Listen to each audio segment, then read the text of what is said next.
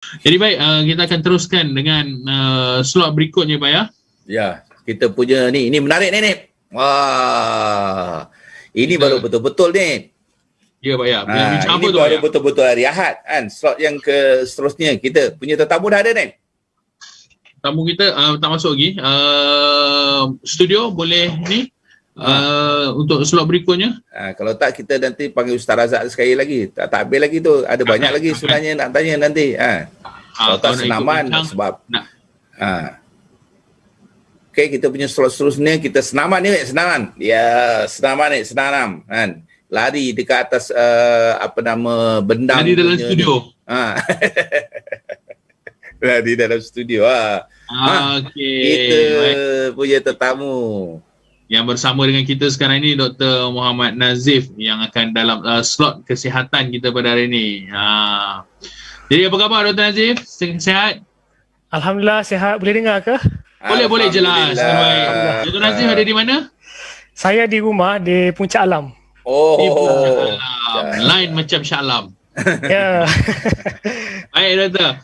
Pertama terima kasih Doktor kerana sudi bersama dengan kami pada pagi ni, hujung minggu hari Ahad ini kan. Patut duduk rumah santai-santai bersama keluarga tapi kesudian Doktor bersama dengan kami pada hari ini untuk senaman di rumah ni Doktor, slot kesihatan ni sangatlah saya hargai. Kami hargai di production Santai Ahad ni. Baik Doktor, mungkin sebelum kita lanjutkan apa yang ingin Doktor kongsikan, apa yang ingin dilakukan mungkin di awal ni, mungkin Doktor boleh perkenalkan diri Doktor kan. Mungkin orang akan tanya-tanya Doktor, tapi apa Fakulti Sains Kesihatan UNISET, apa kaitannya dengan senaman di rumah ke apa semua kan.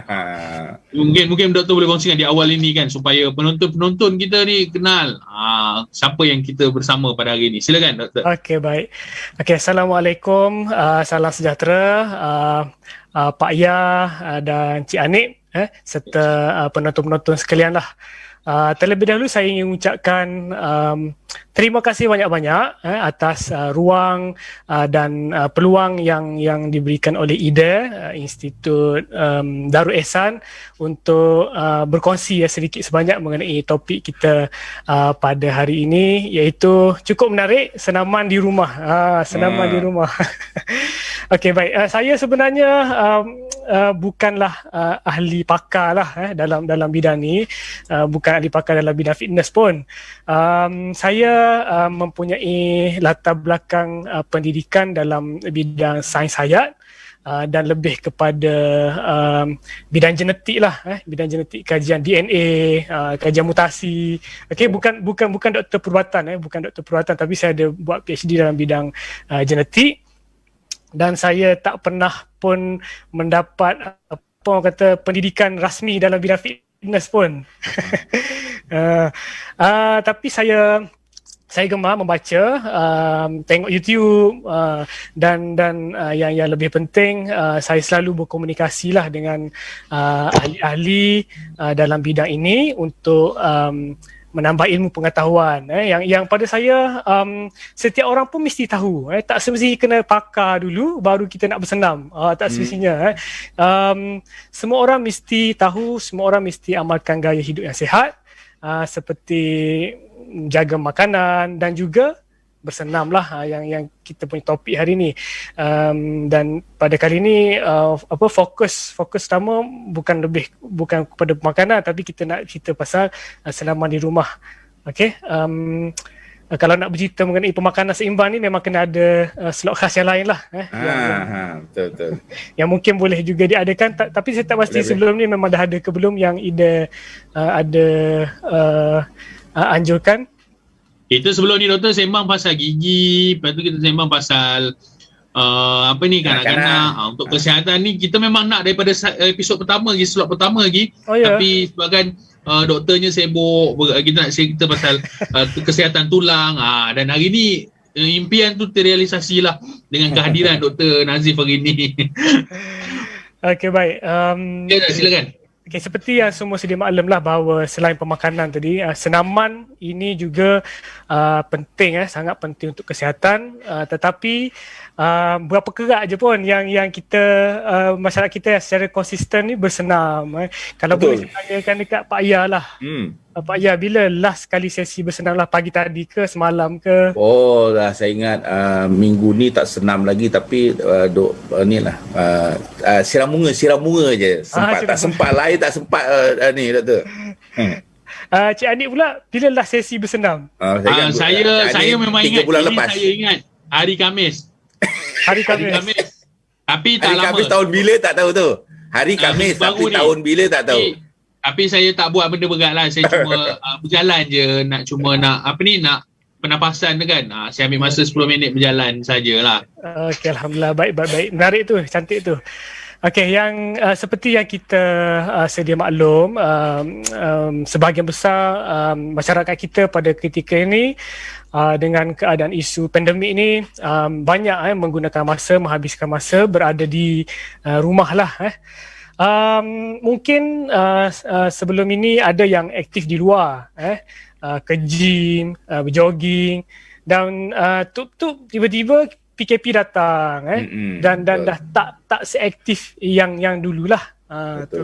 Okey, dan itu sebenarnya bukan menjadi satu alasan untuk kita tidak bergiat aktif melakukan aktiviti untuk mengeluarkan peluh, kerana di rumah pun di rumah pun sebenarnya boleh buat boleh aktif, boleh keluarkan peluh seperti biasalah. So tanpa memelengahkan masa, saya ada buat share screen ni, boleh nampak ke? Boleh doktor. Okey, yang ni video ni saya ambil pagi tadilah sempat. Wah. Okey, baju pun baju sama ni ha. Oh baik, dahsyat doktor. Dahsyat ni Nim. Okey. Ni tak acik, yang ni tak acik ni. Tapi sebab semua sekarang ni dah ada kemudahan handphone yang dah ada kamera semua bagai kan. Kita snap masuk dalam PowerPoint, lepas tu buat cantik-cantik sikit. Okey, dah kita tekan saja. Okey. Yang pertama sekali, yang pertama saya nak kongsikan antara pergerakan-pergerakan yang kita boleh buat lah di rumah. Okey, yang pertama sekali saya gunakan bahasa Inggeris, basic crunch. Sebab apa bahasa Inggeris ni? Sebab kalau macam penonton-penonton nak tahu dengan lebih lanjut pergerakan ni, kalau kita search dekat YouTube ke, search dekat Google ke, informasi tu kita dapat hit tu lebih dekat lah, lebih rapat lah. Okey, so saya gunakan basic crunch. Okey, macam mana pergerakannya? Kita kena berbaring di atas lantai yang lembut, atas kapet pun boleh. Kalau kat rumah tu ada yoga mat lagi cantik lah. Okey, so saya demonstrasikan di sini macam ni saja. Pergerakan ni saja, basic crunch. Mungkin dia lag sikit kot kalau buat live macam ni kan. Okey. Tapi dia nampak kan bentuk pergerakan tu kan. Okey. So bila pergerakan tu kita fokuskan bahagian abdomen. Abdomen. Bahagian perut. Bahagian perut. Bukan kita fokuskan kepada bahagian tengkuk saya bukan bahagian tengkuk. Bahagian tengkuk. Maksudnya kita tak stres pada bahagian tengkuk, tapi kita bagi tekanan tu bila terasa tu dekat perut kita. Okay. So pastikan di atas lantai yang lembut lah. Kalau ada yoga mat lagi cantik. Kerana kalau kita letak buat atas lantai yang keras, mozaik ke, nanti kita akan rasa sakit badan kita. Tulang belakang tu dia mencengkam. Okay, ni penting lah. Okay, keselamatan tu penting. Okay, ni basic crunch. Okay, kita move kepada pergerakan yang kedua. Okay, crunch to knee. Crunch to knee tu maksudnya macam mana? Okay, baring biasa. Okey, kita cuba rapatkan dada kita kepada peha kita. Yang ni advance sikit lah berbanding tadi. Lebih advance sedikit. Okey, dari segi bilangannya macam mana, dia bergantung kepada individu. Kalau individu tu tak pernah pun buat pergerakan ni, so jangan buat sekali arung tu banyak terus, tak boleh. Nanti kita akan rasa sakit-sakit badan lah, sakit-sakit sendi. So kalau macam tak pernah pun buat pergerakan yang saya tunjukkan tadi, mungkin boleh cuba frekuensi 3 dulu. Untuk minggu ni buat 3 kali saja dulu cukup. Bagi yang tak pernah buat lah. Lepas tu mungkin minggu depan boleh buat dalam 5 kali. Sepanjang minggu 5 kali, dan minggu satu lagi tambahkan sedikit demi sikit 7 kali buat. Okay. So barulah kita boleh adapt lah. Yang penting bila bersenam ni kita kena buat secara gradually lah. Tak boleh buat banyak-banyak terus. Kecuali memang dah biasa bersenam lah. Okay. So saya move kepada pergerakan yang kedua ya. Teruskan. Stick crunch tu ni. Ini masalah besar ni. Nip, yang itu tu semua tu macam yang selalu buat tu lah, Nip. Ini masalah besar ni. Okay. Tapi kita cuba kecilkan masalah tu lah. Saya tunjuk dulu yang beginner punya macam mana. Beginner dulu. Okay. Nasib baik, Nip. Okay, beginner. Okay, saya mulakan. Okay, push up untuk ni. Dalam bahasa Melayu kita panggil tekan tubi. Tekan tubi. Ya, betul. Okay, duduk macam ni. Macam tu Okay. Maksudnya kita cuba letakkan kita punya lutut di atas lantai. Bukan kita punya kaki. Dan kita untuk mengelakkan lutut tu rasa sakit, kita boleh letak alat-alat yang lembut lah. Contohnya kita ambil kain tuala, kita lipat-lipatkan dan letak dekat lutut, baru kita buat pergerakan ini. Okay? Okay. Ataupun kalau macam saya buat atas yoga mat, so tak ada masalah lah. Kalau nak guna bantal pun boleh. Guna bantal pun boleh letak dan kita cuba buat push up. Yang ni pergerakan ni lebih senang lah kalau nak bandingkan dengan push up biasa lah. Okay. Dari segi frekuensi berapa banyak nak kena buat, macam tadi jugalah. Kalau tak pernah bersenam, mungkin 3 kali tu dah cukup. Untuk sepanjang minggu kita cuba buat. Lepas tu minggu depannya cuba naikkan jadi 5 ke. Okay. Dan minggu satu lagi cuba naikkan jadi 7 ke. Okay. Jadi badan kita memang boleh adapt lah kalau kita buat secara gradually, secara sikit-sikit. Kekuatan otot tu akan bertambah sedikit demi sedikit lah. Okay, baik. Saya teruskan yang ketiga. Yang seterusnya. Sila Doktor. Okay, seterusnya. Ni push up yang biasa lah. Yang ni yang biasa kalau orang tu dah biasa push up lah. Okay, so saya tunjukkan. Ini yang masalah ni banyak. Ini ada ni, ini kacangnya ni. Kalau makan. Okay, kita cuba buat push up. Okay. Ini macam biasa lah ni. Yang pentingnya kedudukan tulang belakang kita daripada kepala, pinggul dan kaki kena straight lah dalam satu line. Kita tak boleh membongkok. Okay. Kalau membongkok akan menyebabkan risiko kecederaan lah. Okay, baik. Saya nak kongsikan juga gambar yang salah lah. Yang tak boleh dilakukan. Okay. So yang ni contohnya yang salah. Okay. Tengok dia punya tulang belakang pun dah tak selaras kan. Bukan berada dalam, kalau orang saya panggil dalam satu satah. Dalam satu lokus. Okay. Yang ini yang sepatutnya lah yang gambar saya tadi. Maknanya daripada kepala ke pinggul kita, khususnya ke kaki, memang kena dalam satu straight line lah. Okay. Dan dari segi bilangan nak buat tu, setiap orang mungkin berbeza-beza. Okay, kalau dia dah biasa sangat buat push up, mungkin 30 tu tak ada masalah lah, buatlah sekaligus. Okay. Kalau baru nak mula, saya cadangkan mungkin bermula dengan 3 dulu. Okay. Mungkin boleh buat 3 set, maksudnya buat 3, okay, selesai, rehat 1 minit, lepas tu buat 3, lepas tu selesai, rehat 1 minit, 2 minit, lepas tu buat 3, maksudnya 3 set. 3 kali, 3 set, maknanya buat 9 kali lah jumlah dia. Dan boleh ditambahlah pada minggu-minggu yang berikutnya lah. Okay, baik. Saya biasa kalau yang ni Doktor, perut sentuh dulu lantai ni. Tak apa, dia mula-mula je, Okay, baik Doktor. Okay, seterusnya. Yang ni menarik lah, semua orang boleh buat lah. Running in place. Kalau pergi ke YouTube tu type perkataan ni, maksudnya lari setempat. Lari kat studio ni. Boleh. Okay, macam tu je. Senang saja. Okay, budak tadika pun masa masuk tadika pun dah cikgu dah suruh kan. Lari setempat. Okay. Lari setempat. Mungkin dari segi masa, biasanya kalau lari setempat tu kita tak kira lah berapa kali angkat kaki, kita tak kira macam tu. Biasanya kita kira dari segi berapa saat kita buat lah untuk lari setempat ni. Mungkin boleh dicuba dulu untuk 30 saat. Kalau orang yang tak biasa lagi lah buat, jangan terus buat banyak-banyak lama. Buat dulu dalam tempoh masa 30 saat untuk minggu ni. Lepas tu pada minggu hadapan boleh cuba dalam 40 saat pula. Okay. Seterusnya minggu yang ketiga boleh buat dalam 1 minit. Lama-lama badan kita akan adapt lah dengan keadaan tu. Okay, baik. Saya teruskan ya? Okay, boleh. Okay. Yang ni running in place juga, sama jugalah, cuma dia macam beria sikit. Dia macam lebih beria sikit. High knee maksudnya kita cuba angkat sedikit kita punya lutut tu ke aras yang lebih tinggi. Okey, macam mana caranya? Okey. Okey, macam ni. Dia macam melantun lah. Ya, betul. Ini kalau sebelum bola mula ni, masa training panas badan tim-tim bola selalu nampak buat macam ni. Ya, betul. Sebab dia nak menguatkan bahagian otot di bahagian kaki lah. Bahagian pinggul, nak menyepak kan, nak bagi tenaga tu. Okay. So biasanya running in place with high knee ni, bila kita angkat tinggi ni, bila kita dah biasa buat yang running in place yang biasa lah. Tu. Faham? Okay. Ni tapi bahasa Melayu dia tadi lari setempat beria. Lari setempat je. Kalau kita guna lari setempat dekat YouTube kan, tak banyak sangat lah. Tak banyak sangat. Tutorial tu. Kalau kita running in place, banyak yang video yang menarik. Tapi yang version ni doktor, lari setempat beria nama dia. boleh juga bagi nama tu. Doktor bagi nama dia ni. Beria sikit.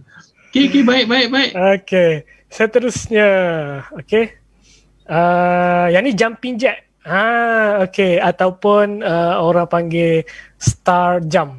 Lompat bintang. Ya, lompat bintang. Ini dulu kalau ke sekolah, kalau ke denda dia kena buat macam ni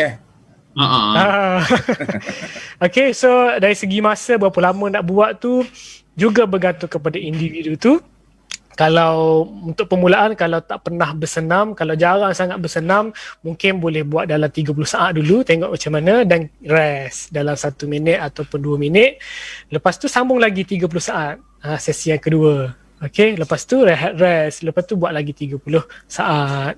Kena ada jam lah kat depan supaya kita senang nak anggar bila nak kena start, bila nak kena berhenti. Okay. Okay, seterusnya. Ni mungkin tak ramai lah yang tahu. Russian twist. Macam mana rupanya, macam mana pergerakannya. Okay, pastikan badan kita straight. Okay, kaki kita tergantung. Kaki tu tergantung dan kita cuba pusingkan dada kita ke kiri, ke kanan, ke kiri, ke kanan. Yang kaki kena tergantung tu pentinglah untuk dia menguji kita punya keseimbangan. Okay, keseimbangan kita. Maknanya memang dia yang bertapaknya adalah pinggul kita. Pinggul kita saja yang bertapak, dan kita kena pastikan badan kita tak boleh membongkok. Badan kita kena straight. Kita kena pastikan dada kita kena mendada lah. Dada kena mendada untuk memastikan belakang kita straight. Okay. Ada efek pinggang dia macam pinggang. Dia efek dekat bahagian abdomen dan juga kiri kanan abdomen kita. Kan kiri kanan. Pusing macam ni pun terasa. Bila kita buat Russian twist dengan keadaan macam ni, dia lebih akan memberikan impact lah. Okay, seterusnya Russian twist with pillow. Kalau adalah apa-apa benda yang ada kat rumah, contohnya bantal ke, kita boleh buat juga bersama-sama dengan bantal, bersenam dengan bantal. Macam mana caranya? Letak bantal sebelah kiri, sebelah kanan. Okay, alihkan bantal. Ini selalu senaman Hanif ni. Senaman bantal ni. Saya angkat bantal letak kepala sekali. Itulah dia, senaman bantal ni, senaman kegemaran Hanif ni. Okay. Maknanya dia disertakan dengan macam mission lah. Dan kena diingatkan lah, kalau kita kena guna barang-barang yang ringan lah. Kita tak boleh guna barang-barang yang berat. Kalau guna yang berat, risiko akan menyebabkan kecederaan pada tulang belakang lah. Kita guna barang yang ringan-ringan je, bantal, ataupun kalau ada dumbbell yang 500 gram ke, setengah-setengah ada 500 gram yang ringan saja tu pun boleh juga. Okay. Okay, seterusnya this one, ni penting lah. Okay, macam mana cara buat Russian twist tadi. Kita kena kembangkan dada kita. Okay, dada kena mendada. Dada kena mendada. Okay, dan tulang belakang kita kena pastikan lurus. Okey, yang salah tu yang sebelah kanan, tuan-tuan penonton sekalian, yang kita tak boleh buat cara membongkok lah. Okey, kalau membongkok jadi benda lain, bukannya lebih sihat tapi jadi tak sihat, makin tak sihat.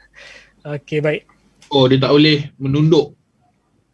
Ya, tak boleh membongkok. Kepala tu, dada kita kena sentiasa mendada. Dada kena mendada. Mendada.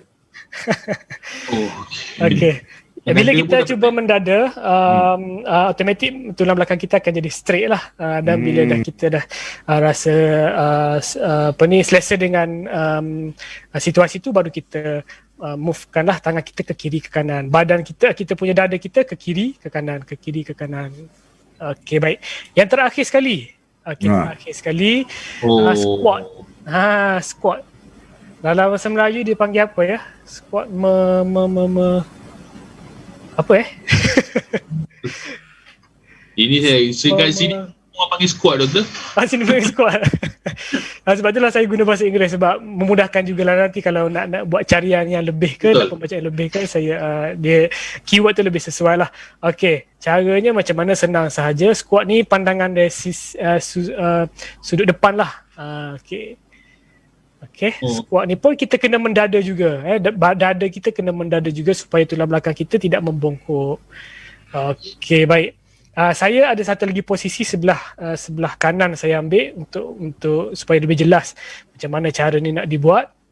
Okey, pastikan lurus, badan lurus. Mendada. Okey. Okey, ada posisi kaki dengan lutut yang saya kena highlight lah kat sini mengenai squat ni, supaya dia memberikan kesan yang lebih optimum kepada otot kaki dan juga otot pinggul kita. Okey, saya ada sertakan gambar di sini. Okey, this one. Agak-agak payah lah. Agak payah. Sebelah kiri tu, kenapa dia kata salah? Tak betul. Belah kiri tu. Yang belah kiri. Tapak kaki dia tu. Kaki dia. Kaki dia menjengkil. Sepatutnya kita kena bagi tapak tu menyentuh lantai dengan penuh lah. Okey, yang sebelah kanan pula, Cik Anik, macam mana tu? Apa yang salahnya? Sebab tak mendada. Tak mendada lah. Okey. Mana tapak kena ni, kaki, okey. Macam ni, yang gambar sebelah kiri ni lutut. Sepatutnya lutut dengan jari kaki ni dia kena selaras lah. Selari. Lutut kita dengan hujung jari kita dia kena selari. Yang ni tak selari lah. Okay. Dan yang sebelah kanan ni pula disebabkan oleh bongkok lah. Saya letakkan posture yang macam ni, nampak membongkok. Okay, so sepatutnya begini yang tepat, yang betul, supaya kita mendapat kesan yang optimum lah daripada pergerakan ini, yang boleh menyebabkan dia akan menguji imbangan badan kita dengan lebih baik, dan juga dia boleh memberikan kesan optimum untuk peningkatan kekuatan pada pinggul dan juga kaki kita. Lutut dengan jari tu dia kena selari lah, align. Okey. Okay, itu saja perkongsian tentang pergerakan. Banyak lah, Lim. Saya dah simpan soalan banyak ni. Simpan. Okey, ada. Okey, sila. Okey, bila melibatkan senaman-senaman yang saya ingat tadi, senaman yang tadi tu agak senaman ringan lah, tapi ianya sangat susah nak dibuat lah. Sebab kekangan masa dan sebagainya. Kalau doktor, kalau ikut sepatutnya lah, apabila kita buat senaman seperti ini, doktor ada sebut tadi, ada yang kena ikut kiraan, ada yang kena ikut masa. Mana yang sepatutnya, yang ideal lah, kita nak kena ikut kiraan 7 kali, 5 kali, 10 kali, ataupun kita kena ikut masa. Contoh, bila kita buat satu pergerakan ini 15 saat, 20 saat, 30 saat, mana yang ideal sepatutnya, masa ke ataupun bilangan? Okey, bagus soalan Cik Anik ni. Ada pergerakan yang kita boleh kira. Macam contohnya macam push up tadi. Kita tak tengok masa berapa banyak kita buat, dan record kita kena kira lah. Contohnya pada minggu ni aku boleh buat berapa. Contohnya 5 kali. Okey, kita cuba recordkan ada buku tulis khas lah. Sekarang ni kita dah ada handphone semua kan. Dah ada, senang nak buat catatan, nak buat history catatan, senang nak tengok.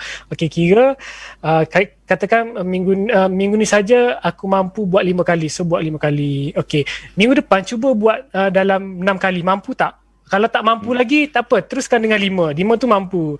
Okey, kalau terusnya minggu satu lagi kita cuba buat 6 kali. Okey, 6 kali dah okey dah. Sebab masa kita lama-lama makin kuat dan kita boleh tambah intensity tu lah. Soalnya yang nak bermula berapa kali tu dia bergantung sepenuhnya kepada individu tu lah. Macam yang tak pernah bersenam, jangan buat banyak-banyak terus. Saya recommend mungkin buat 3 kali dulu untuk push up lah, untuk tekan tubi tadi. Ada juga pergerakan yang kita tak perlu ambil kisah sangat dari segi berapa kali nak buat. Contohnya kita buat lari setempat tadi. Membadai kita ada jam kat depan. Dan kita cuba rekodkan berapa lama kita boleh buat lari setempat. 30 saat okey tak? Kalau 30 saat tu rasa macam sangat mengah, kita cuba buat 15 saat dulu. Minggu ni 15 saat, lepas tu minggu depan kita cuba tingkatkan. Okey tak? Badan kita boleh terima tak macam tu? Kalau boleh terima, kita boleh tingkatkan 30 saat kita buat. Doktor, ada tadi doktor tunjuk ada pergerakan tu dia tak betul, tak ikut ni, kaki tak ni, tak lurus. Kesan dia kalau kita selalu buat benda yang silap tu, kesannya apa pula doktor? Okey, kesannya akan menyebabkan kecederaan lah pada otot dan juga kecederaan pada tulang lah.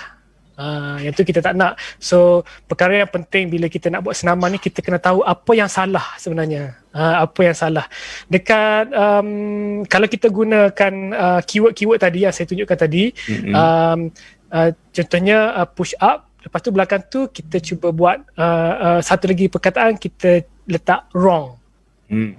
Push up wrong, dan kita boleh belajar yang salah macam ni. So daripada yang salah tu kita boleh belajarlah yang nak buat betulnya macam mana. Okey, doktor. Banyak mazhab-mazhab cara bersenam ni, doktor. Jadi kita tahulah, kita pasti dan kita faham. Dan bagaimana, doktor? Ada orang kata senaman paling elok dibuat waktu pagi. Ada orang kata waktu petang. Ada orang kata senaman malam. Dan ada pula kalau buat senaman malam ni, kalau jangan senam waktu malam sebab nanti jantung tersumbat lah, boleh tengah tidur boleh matilah dan sebagainya, doktor. Berkenaan dengan waktu senaman ni, doktor. Saya kadang-kadang bukan tak nak bersenam sebab celaru dengan waktu, doktor. Setuju. Okey, memang dibincangkan jugalah kalau macam bila kita banyak baca-baca mengenai senaman ni, memang salah satu topik yang dibincangkan lah waktu sebenarnya. Waktu bersenam tu nak pilih bila. Okey, pada pandangan saya lagi suka bersenam pada waktu pagi. Sebab apa waktu pagi? Sebab udaranya lebih fresh, oksigen lebih banyak, kandungan oksigen lebih banyak berbanding kalau kita bersenam waktu tengah hari ataupun petang. Kandungan oksigen dalam udara tu lebih tinggi, menyebabkan bila kita bersenam kita akan menghirup udara, kandungan oksigen lebih tinggi dan lebih baik untuk otot kita lah. Okey.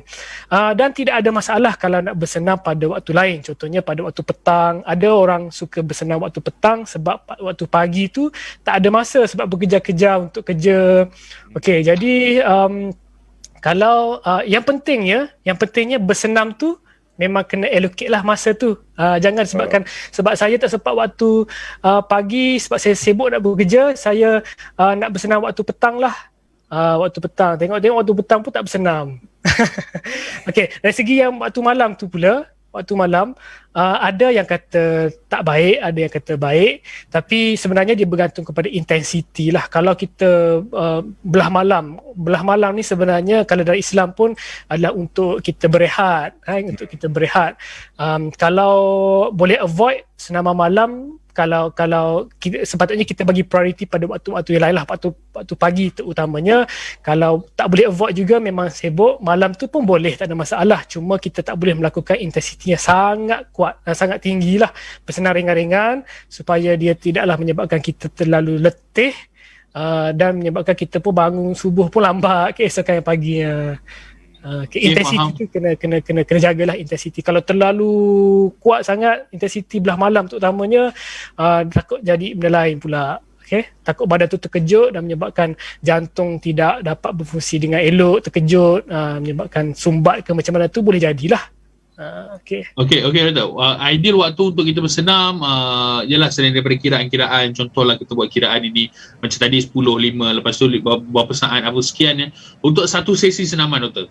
Kalau pagi berapa jam, berapa minit yang masa yang perlu diluangkan untuk membuat senaman-senaman ini tu. Okey, mengikut saranan Kementerian Kesihatan Malaysia lah, dalam seminggu sekurang-kurangnya kita cuba peruntukkan masa selama sebanyak 3 sesi lah dalam satu minggu. Kena ada 3 sesi senaman lah, di mana setiap sesi senaman tu kita peruntukkan 20 minit. Jadi 20 jadi seminggu sekurang-kurangnya sejam. Dan kena buat secara konsisten lah. Maknanya tak boleh lah kita nak top up. Contohnya, minggu ni aku tak bersenam, dan minggu depan aku nak bersenam lebih banyak sebab nak ganti minggu ni. Tu jadi dah tak bela lah. Dia sebenarnya senaman ni yang paling penting adalah secara konsisten. Buat sikit, buat tak banyak tak apa, tapi dia adalah konsisten. Itulah yang lebih baik untuk badan sebenarnya, daripada kita terus bagi banyak-banyak terus dalam satu masa. Sebab contoh sekarang ni kan ramai orang panggil sebagai weekend warrior. Pernah dengar tak perkataan weekend warrior? Saya tak pernah dengar. Tak dengar? Okey, maksudnya weekend tu barulah betul-betul nak bersenam, nak panjat gunung, nak berbasikal dengan jauh sekali. Lepas tu hari biasa tak. Maksudnya kita hujung minggu saja kita peruntukkan. Sebenarnya dia tidak begitu baik lah. Tak begitu baik. Lebih baik kita bersenam secara konsisten sepanjang masa tu ada waktunya. Badan kita pun kita kena jaga juga, dia tak boleh bagi kejutan. Kejutan tu tak boleh diberikan dalam satu-satu masa lah. Bagus soalan Cik Anik ni. Maknanya dia contoh Cik Anik dia sebenarnya ni, Doktor, sebenarnya Cik Anik dia nak cari alasan kenapa dia selalu bersenam. Selalu dia maknanya contoh Isnin, Rabu, Jumaat, Ahad, Selasa, maknanya dia selang-selang sehari. Betul. Sebab 3 kali kan. Sebab saya cuba mengarah ke situ. kita mungkin bila dah dengar perkongsian ni kan, mungkin sebelum ni ramai yang penonton kat luar sana pun tak pernah dah lama dah bertahun-tahun tak bersenam. Jadi apa kata mulai hari ini 28 hari bulan 2 ni kita mulakan esok bukan esok, hari ni juga. Hari ni Dek kena buat, lepas ni kena buat Dek. Okay. Saya sambut tu Doktor punya saranan tu. Saya akan jadualkan setiap hari kat pejabat ni memang kena buat senaman setiap pagi masuk pejabat. Setiap pagi pun boleh. Kalau nak selang-selang macam saranan KKM tadi, Kementerian Kesihatan Malaysia, 3 sesi lah dalam satu minggu tu pun dah bagus lah. Yang penting konsisten dan tidak dibuat dengan terlalu banyak dalam satu-satu masa. Dan satu lagi, pastikan pergerakan tu pergerakan yang betul lah. Kena kalau macam ragu-ragu lagi, mungkin kalau ada kelebihan dari segi duit ke apa ke, mungkin boleh dibayar kepada diminta physical fitness lah untuk memberikan advice. Okay, Doktor, saya ada soalan terakhir, Doktor. Sebelum kita tutup, Doktor, angkat tangan ni ada soalan. Yang terakhir, Doktor, sekarang ni saya yakin dan percaya sejak Perintah Kawalan Pergerakan ini, PKP ni, semua orang banyak meluangkan masa duduk tengok laptop, buat kerja di rumah, di pejabat dan sebagainya. Maknanya meluangkan masa di depan, duduk depan macam ni lagi lama daripada macam kita duduk bekerja biasa. Yalah, kalau dah meeting tunjuk muka macam ni tak kelama duduknya. Okay, Doktor, mungkin ada tips ataupun bagaimana untuk buat senaman yang paling mudah bila duduk atas kursi ni? Duduk atas kursi. Duduk atas kursi ni, Doktor, kalau ada senaman-senaman ringan ke, regangan-regangan ke, boleh membantu tulang belakang kita bila duduk terlalu lama, pinggul kita ni, Doktor. Sebab duduk terlalu lama ni, Doktor, mungkin ada tips ataupun senaman ringan kalau boleh. Okey. Sebenarnya kita melakukan apa-apa senaman yang saya tunjukkan tadi, sesi stretching tu sangat penting lah. Sesi sangat penting. Sepatutnya saya rakam untuk stretching dulu sepatutnya, tapi saya fikir saya takut masa tu panjang dan takut tak sempat pula nak habiskan. Stretching adalah sangat penting apabila kita nak memulakan sesuatu senaman lah. Okay? Contohnya, alamak tak ada video dah pula, saya tunjuk kat sini je lah. Apa? Doktor tunjuk je doktor. Okay. Nampak ke ni? Okay, kalau tangan kita cuba tarik macam ni hingga terasa lah. Ni buat ni. Terasa. Okay, itu untuk bahagian tangan lah. Okay, macam ni pula. Okay. Dan bila kita tengok laptop ni, kita punya tengkuk akan masih lenguh-lenguh lah, dan kita boleh buat stretching yang ringan. Contohnya kita angkat macam ni. Okay, hingga terasa lah dekat kita punya belakang tengkuk kita. Okay, buat dalam bilangan 8 saat. Lepas tu kita posisi. Okay. Okay, kalau Cik Anik tanya tadi kan, yang paling ringkas lah nak buat macam mana kalau duduk atas kursi lah paling ringkas. Kemut. Kemut. Macam mana tu? Kemut. Tak pernah dengar perkataan kemut? Dia tahu kemut tu. Kita mengecilkan saluran anus kita. Okay, kemut dalam kita kemut dan kita hold dalam bilangan 15 saat ke. Itu boleh menguatkan jugalah lantai pelvic, dia panggil lantai pelvic. Terasa lah. Okay, itu pun satu senaman Itu pun satu senaman. Okay. Bagus. Okay, baik. Terima kasih banyak doktor. Okey, ada sikit lagi perkongsian lah mengenai kita bercakap pasal bersenam. Sebenarnya kalau saya nak tanya soalan lah kepada Pak Ayah dengan Cik Anik, kalaulah diberi pilihan lah, mana yang lebih penting, pemakanan ataupun bersenam? Pilih salah satu je. Kalau diberi pilihan, pemakanan ataupun bersenam yang kita kena kena makan tu ni. Bagi saya bersenam lah. Saya personally bersenam. Bersenam lebih penting daripada pemakanan. Kalau saya nak makan, kalau saya nak makan doktor. Anik tu sepatutnya dah cukup makan. Okey, Pak Ayah kata penjagaan makanan come first lah. Lepas tu barulah bersenam kan. Kalau macam Anik, jawapannya berbeza, bersenam dulu baru pemakanan. Okey, sebenarnya fokus penjagaan makanan, fokus kita untuk jaga makanan tu adalah 80%. Besar maksudnya. Dan 20% pula adalah fokus kepada bersenam. Maknanya kalau senaman je jaga makan tak jaga, tak boleh juga. Tak boleh. Dia punya pemberat dia tu 20% tu senam. Bukan tak penting, bersenam penting juga, tapi yang penting, yang besarnya adalah 80%. Jadi nilai ni sebenarnya menunjukkan menjaga pemakanan adalah amat besar. Kalau kita betul-betul tip-top dalam menjaga pemakanan, maksudnya tip-top ni maksudnya kita boleh jaga dengan sangat terperinci pemakanan kita dari segi nilai kalori yang tepat, kualiti kalori ataupun kualiti makanan yang diambil tu adalah yang paling terbaik, maka mungkin kita tak perlu fokus lagi lah kepada exercise, dengan syaratnya jaga betul-betul.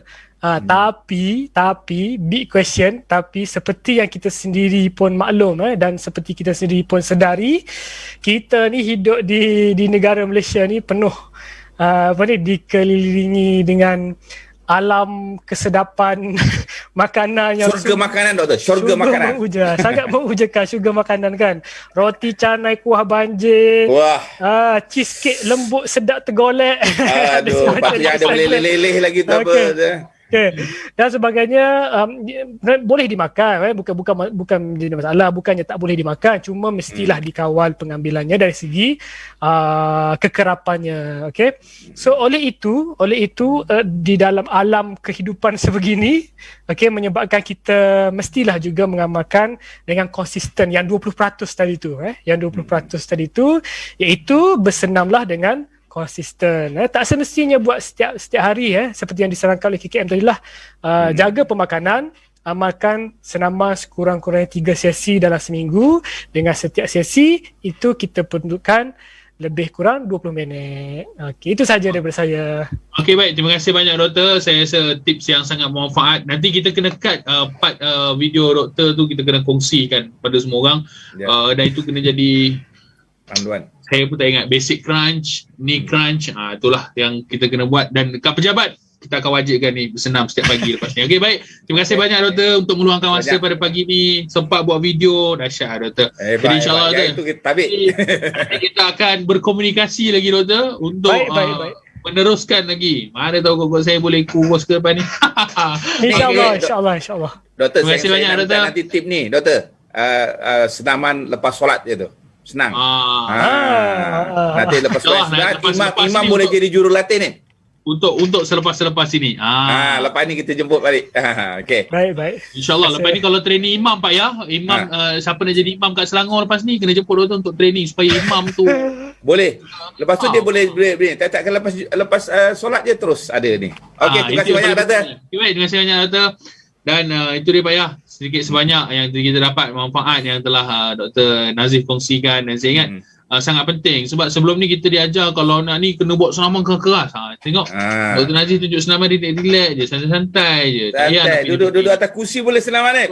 Duduk atas kursi gemuk je pun tak jadi senaman Pak ya. Tapi tak senaman. Okey, baik. Jadi kita akan teruskan slot terakhir kita bersama dengan